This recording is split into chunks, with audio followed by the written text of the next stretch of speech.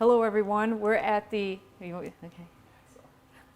Hello, everyone. We're at the Arizona State University Photovoltaic Reliability Lab, and I'm talking to Dr. Manny. I wanted to ask you about some of the challenges and, I guess, rewards of solar energy and the use of solar energy.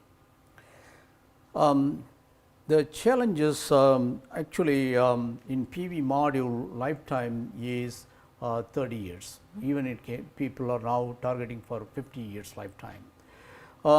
So it is not just a laboratory technology, it is a commercial technology, and it is going to change the power area of the world.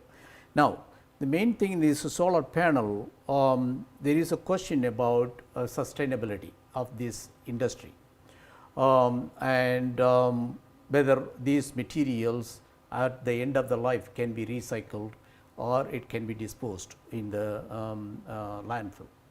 So, I would like to give a quick idea about the solar panel, how it is manufactured, and from there you can understand very quickly whether it is benign technology or not.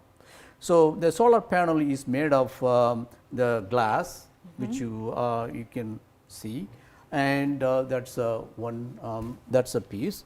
And then below the glass we have an encapsulant. It is a transparent. Once you laminate this, it will become completely transparent. Okay. And this is called encapsulant, and it basically protects a cell from the glass pressing and breaking the cell. So, and also it is environmentally protecting. That is the second layer. And then you have the solar cell. You can see that these are all the solar cells, and these solar cells are having the semiconductor layer, and you have the metallic layer. And now behind the solar cell you have another layer of encapsulant, you can see that, and that is also protecting the solar cell. And then you have a back sheet on the back side of the solar panel.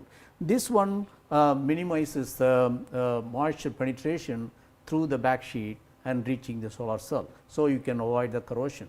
So, there is a function for everything in this. So, once it is laminated, once the solar panel is laminated, now the lifetime is going to be about 30 years, or it can go beyond that. Now, if you want, you have at the end of the lifetime, you have choices either to recycle or dispose in the landfill.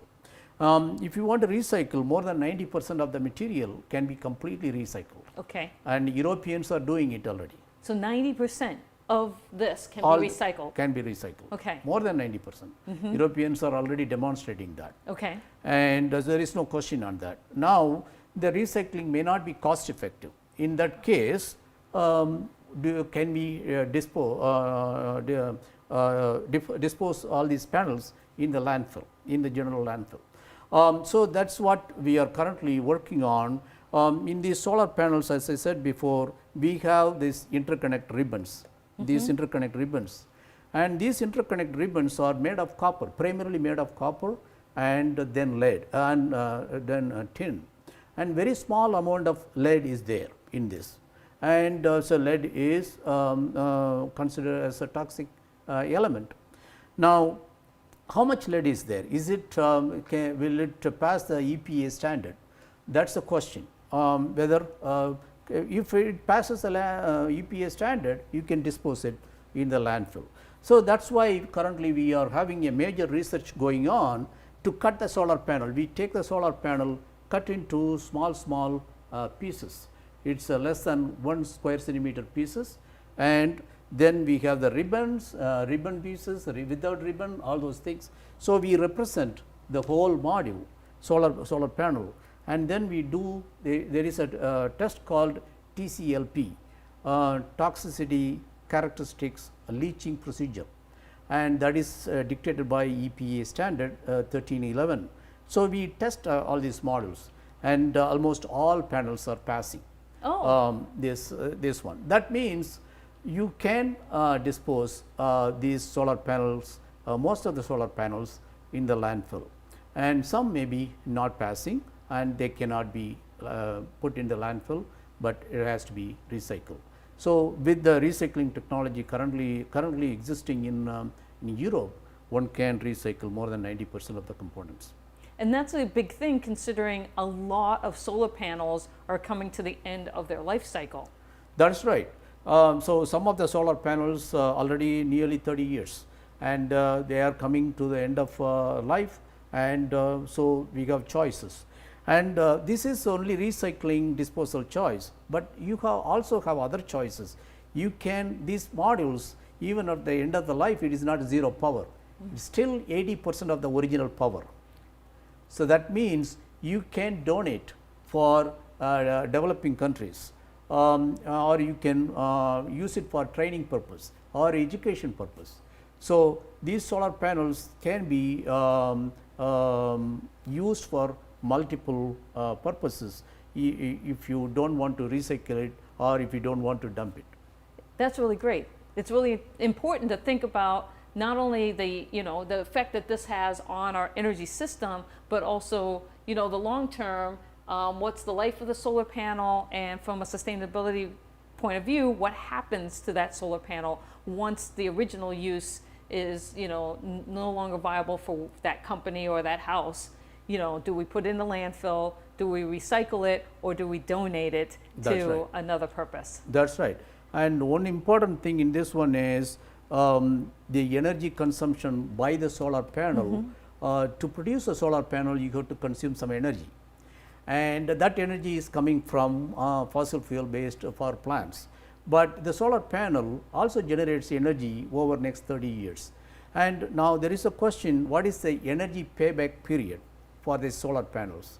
And now if the panel is working for 30 years and it will pay back its the consumed energy within 1.5 to 2 years. Oh, wow. So, that means other 28 years the energy is perfectly clean. That's fantastic. That's right. This is a really a great true green technology, I would say. And that's why it's so important that worldwide humanity really moves to this type of technology. I would believe so, because this is from just sustainability point of view and environmental point of view, and if you can also look at from other security, energy security point of view. In energy security point of view, we are currently concerned about nuclear power plants, and currently there was some issue in the Middle East, in Saudi Arabia, and drones coming and hitting, and 50% of the oil supply is now affected. But in solar panels, you cannot do that, because solar panels are spread throughout the world. Where will you go and bomb it? Yeah. And so if you have a 300 megawatt plant, about 1 million solar panels are there. You cannot bomb every one of them. So it is very difficult. Even if it is bombed, within 6 months, you can build a plant. Right. From energy security point of view also, solar panel is going to be the future. Thank you. This is fantastic. Right. Thank you.